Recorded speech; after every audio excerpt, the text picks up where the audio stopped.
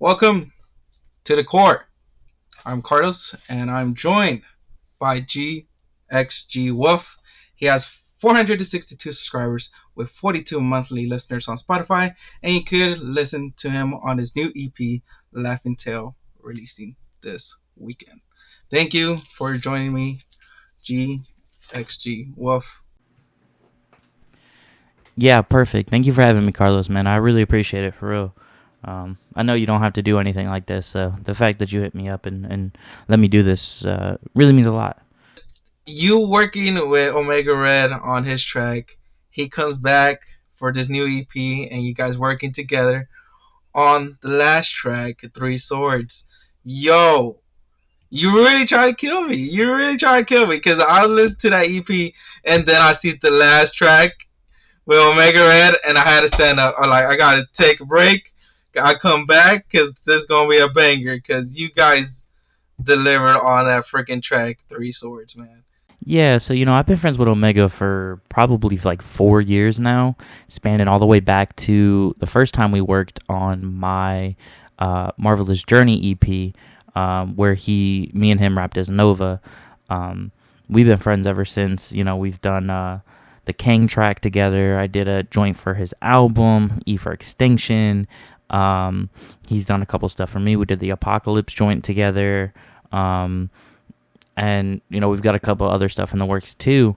When I was sitting down to do this track, and this EP as a whole, I knew I had to get Omega. Like 2-3 years ago, I used to do this thing where like I'd sit for 30 minutes and record a song. Like I could write a little bit to it, but it's mainly freestyled. And I did a verse for Zorro at the time. And I posted it, and Omega heard it, and he's like, "Nah, put me on that." And then just kind of how life works, it just ended up not happening. So what we did instead was, when I was coming up with this project, I was like, "Yo, you remember that Zorro track from like 2 years ago?" He's like, "Yeah." I was like, "Oh, I bet. Here's a new one." And I slid it to him, and he rocked with it. And he said, "All right, I got you. Give me a couple days." And the reason this track is so much shorter than the other ones we've done, because like Kang's like 4 minutes, Extinction I think is 5, Apocalypse is like 3.5. I wanted us to do like a quick like 2.5 minute joint, so that when me and him perform, because we've been at like 3 or 4 different shows together performing, all of our songs are so long for the set times we're given, we can never perform together because it'd be half of one of our sets. So I wanted to do a quicker song so we could pop up, do a song together at a show, you know what I'm saying, and get some people moving. So that was like really the big thing behind Three Blades. I like the hand scheme as well with his verse, but man, it's just Grayson, bruh. I feel bad for calling B, bruh. I really do, because Grayson's freaking verse. I was like, I had to pause. I was like, man, this freaking verse was insane. Was insane. Yeah, no. So the Robin track's a pretty funny story. So I had just joined OG, and I put it in there like, "Yo, I got this open for anybody who wants it." And Grayson. Grayson was like, "No, give me that." So I slid it to Grayson. He inked out his verse, and I was sitting there. I was like, "This is dope. We got to get a third verse though." And me and Callan have worked on he's been on 2 or 3 of my songs now, and we've been featured on a couple tracks together. So like to me, it was just like, yeah, let me get Callan. That's my guy. When Grayson had sent me his verse, I purposely didn't send it to Callan. Usually I like to let the artist hear what everybody's doing on the track, but like going into this track, I didn't want, Callan to have written his verse, heard that, and go, "Nah, I gotta do better. I wanna, I want to outbar him or whatever," right? And same thing with Grayson. I never showed Grayson Callan's verse because I wanted them to send me what they sent me, and because I wanted them. I don't want them versus other artists, right? And there is value in, right, like, oh, you want to go back, redo your verse? Go ahead. But that's not really what this track is about, right? Like, that's not the essence of this track. So I didn't want them to do that. And they both killed it. And, man, that Grayson verse, man, let me tell you, when he starts that, "I want to live, shouts to the government, it's free Palestine from genocide, we might slide again." Like, I knew that shit was a hit, man. It's so funny because people, there's this take that I see online all the time that One Piece isn't political, and that's so stupid to me. Like, how could you look at this pirate declare war on the world government, openly declare war, and go, nah, but it's not political though. Like that don't make sense to me. So when Grayson sent me that, it was like, oh no, Gray, he knew the assignment. That is a smart, strategic way, and it fit well, much better the way you did it with the CP. Um, Also, want to talk about the instrumentals. The jazzy instrumentals they had picked out throughout this entire EP, freaking phenomenal. Giving me some J. Cole, some Kanye, some Kendrick Lamar, to Pimp the Butterfly kind of style of the jazzy beats, man, is freaking amazing. I had to pause every time when I started listening to the track because I was so focused on the instrumental in the beginning. I have to focus on everything. I usually like to focus on everything. I like everyone's work. I want to focus on the instrumental. I want to focus on the verse, the flows, the style you guys are rapping, but I also want to appreciate the mixing, mastering, and the instrumentals because that's also hard work. Um, and I believe So to talk on the instrumentals first, I hit up. I'm a big YouTube beats guy. I know a lot of people don't like it, and I get why, because you can have issues with getting the rights to the beats and all that. But I made sure I bought my beats like right away as soon as I wrote to them, which is different. Usually I write to them, record them, get it all mixed, and then as I'm uploading, buy them. But I wanted to, and that's caused issues. So I wanted to do it differently this time. So I went to one of my favorite YouTube producers, Bailey Daniels. Absolutely amazing producer, and at the time was on a very big like Outcast kick, and Clips had just dropped Let God Sort 'Em Out like 2 months before, and that was also, so I wanted to do some like crazy punchlines, but I wanted to keep it like as like vibey and fluent as Outcast does. So that's like, I got a lot of like Outcast type beats, and like that's why a lot of my punches aren't like in your face. They're very like, if you catch them, you catch them. And then for mixing, I had to go to my homie Wolf Boy. That's, shout out the other Wolf, right? Wolf Boy's so cool, man. I met Wolf Boy like 3 years ago now, actually, at MPC the first time I went. And like, we met up at Diggs's B&B. He was hosting like a party. Everybody was over. And like, it was me and our homie Zero, who had just gotten into Nerdcore at the time. And like, I'm cool with people, but like, a lot of the people in this room specifically too, I wouldn't say that I was like, yo, what's up, man? It's been a while, right? It was like, yo, what's up, Wolf? We talked online. You know what I'm saying? Like, I wasn't close with nobody. Like, me and Diggs were pretty cool. Trying to remember, there's a couple other people that I was cool with there. But Wolf Boy came over, and Wolf Boy was kind of like doing the rounds, right? Like, oh, what's up, da-da-da-da-da. And he came over to us, and he's like, what's up? I'm Wolf Boy. I'm like, oh, yeah, I'm GXG Wolf. This is Absolute Zero. He's like, Wolf, yo, I heard about you, man. What's good?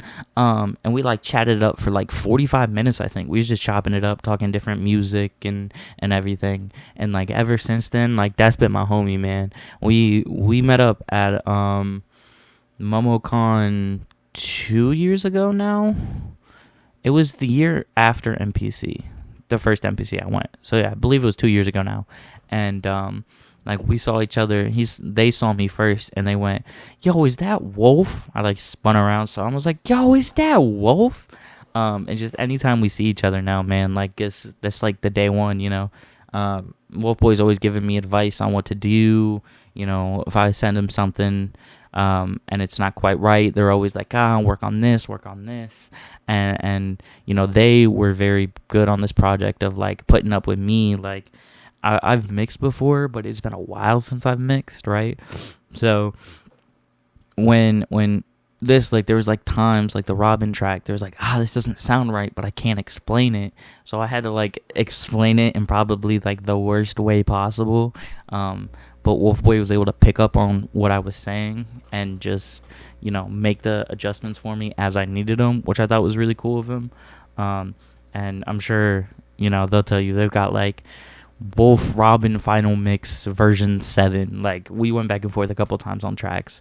So just to have that person there with me, that was able to go back and forth with me pretty consistently, and not like, there'd be some time, it'd be a couple days or whatever, but not like ghost me for 2 weeks, was I think helped a lot in this process too.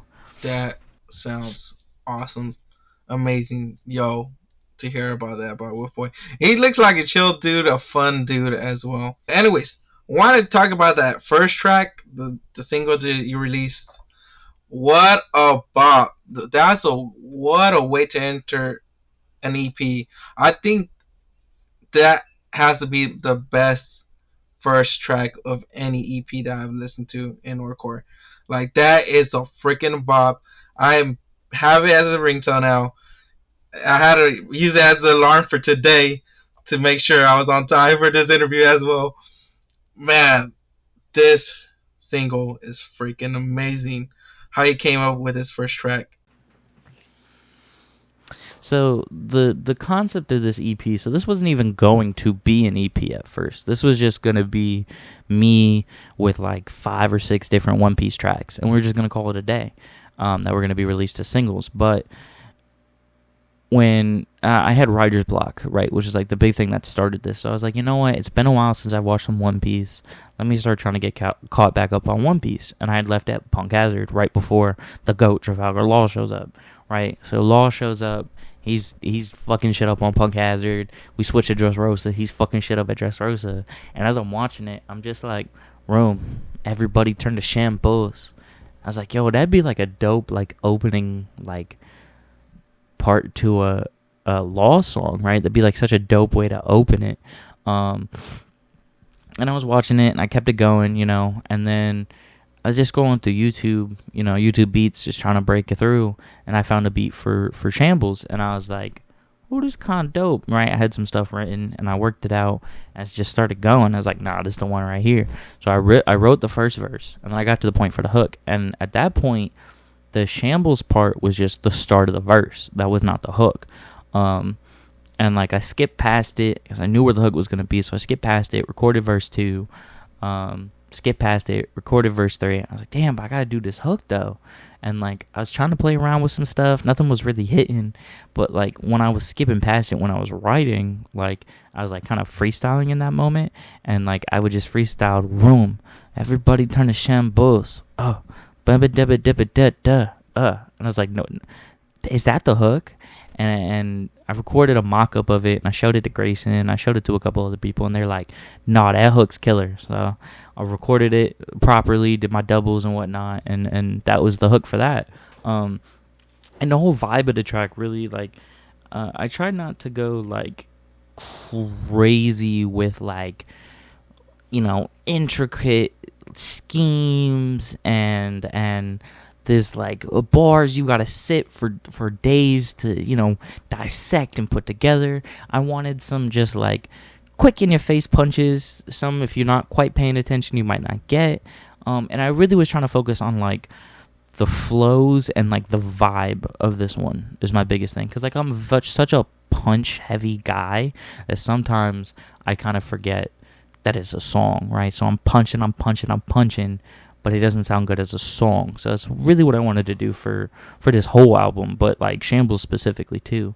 And then like as for the whole tape, like I said, like it hit me during writer's block, and I had made like 5 tracks, right? I had done almost all the Shambles. I did my verse for the other tracks on here, and then I had a secret Luffy track that I liked, but it didn't really fit with the vibe of the rest of the tracks. It was a little bit more, I don't even know like the exact like genre to say, but it wasn't as like jazzy kind of boom bap as a lot of this one was.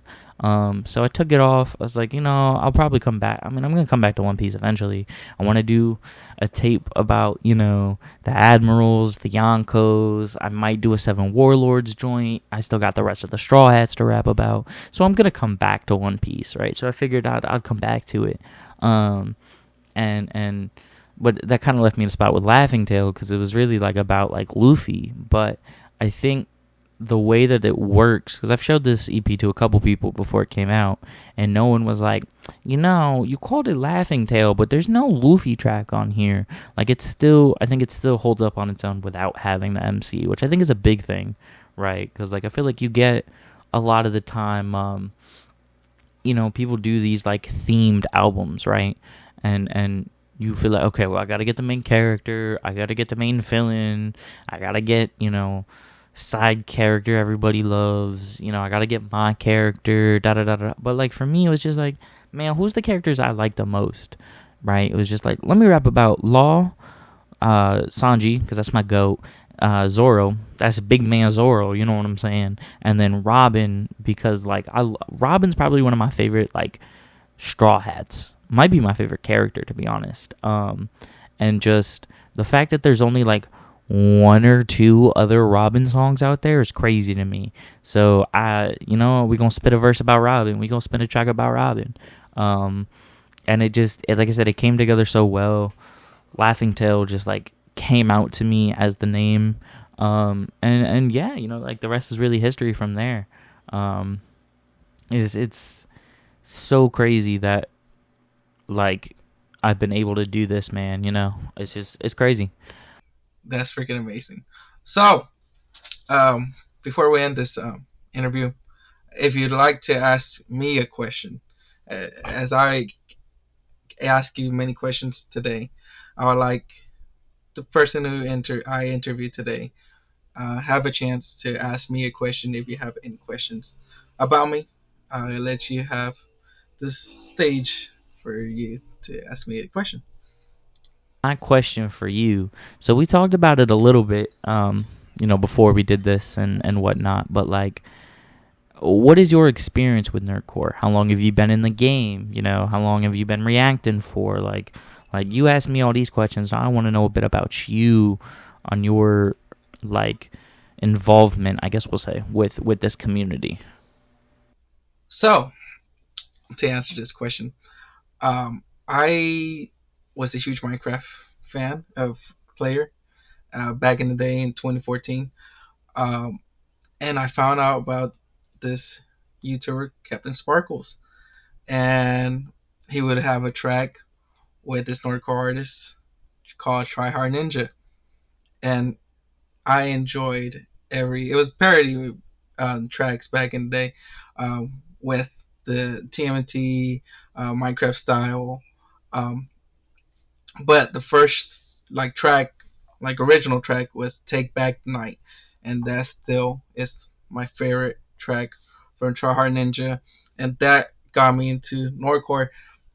It was not Nordcore back in the day. It was just fan music parody tracks back in the day. There was no categorization back then um, until like 2017, 2018, around there.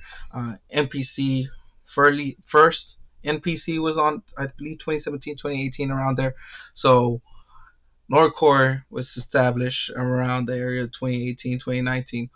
But it did jump up in popularity in 2020 with the COVID 19 situation, and many Nordcore artists started doing ciphers, and I think that was a big explosion, as you said, nexus of many people finding out about this genre, and I'm happy and kind of sad a bit about that, but it's good. There's pros and cons to everything. Um, Pros that we it got popular and more people know about this genre. We got more new Nordcore artists joining. Back then, there was very scarce of Nordcore artists. Back then, there were not many as now. Whew, I there were few back then. Now it's the two times, triple times the size of this community has grown since that 2020 situation, and freaking awesome. We There were not too many as well reactors back in the day, as well, checking out these kind of music until that year too. Many awesome people joined. awesome community. This community is freaking amazing. From when I first started listening to Nerdcore to now, there are some ups and downs with this community. There's always going to be ups and downs with any kind of community. Um, but yeah, it was freaking awesome. Um, I've been following for so many Nordcore artists since 2014. I have seen some Nordcores just starting and seeing how they grew up.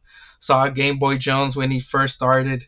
He was just doing some parody tracks back then too, because as I said, it was not Nordcore. It was just mostly parody, fan made tracks back in the day, and now it's Nordcore.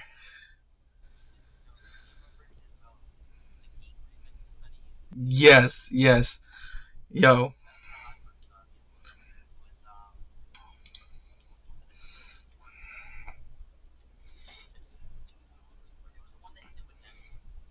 Oh, Flexicution. Uh, Logic. Gotta give thanks to Nem Raps because Nem Raps was one of the OGs that I used to follow, and he was the one that got me into many other Nordcore artists. But the first one he got me into was also Game Boy Jones because of that track. Hey man, I just want to say thank you so much, Carlos, for taking me up on this and letting me come here and rant about my new project coming out soon. I appreciate it a lot. You and the reactors, like, y'all do a lot for this community. You know what I'm saying? So uh, the fact that we can do something like this, I think, is so cool, right? Like, in hip hop in general, it's very hard, I feel, to get interviews with places and to help, to get promotion for your album, to get promotion with this, or just even to like chat with like other people in the game, right? Unless you're already cool with them. So the fact that like Nerdcore has this community built around it, I think is crazy. Um, but yeah, so just once again, man, thank you for having me, all of y'all. Make sure y'all go subscribe to Carlos. Um, Stream Laughing Tales, stream my music, stream everybody's music. Um, Thank you for having me, man. Anyways, thank you, uh, Wolf, for the interview. I really appreciate the time, taking out some time of your day to do this amazing interview. And as I said, you guys, check him out on his new EP coming out this weekend, Laughing Tales. Um, and yeah, I'll see you guys in the next one. Adios.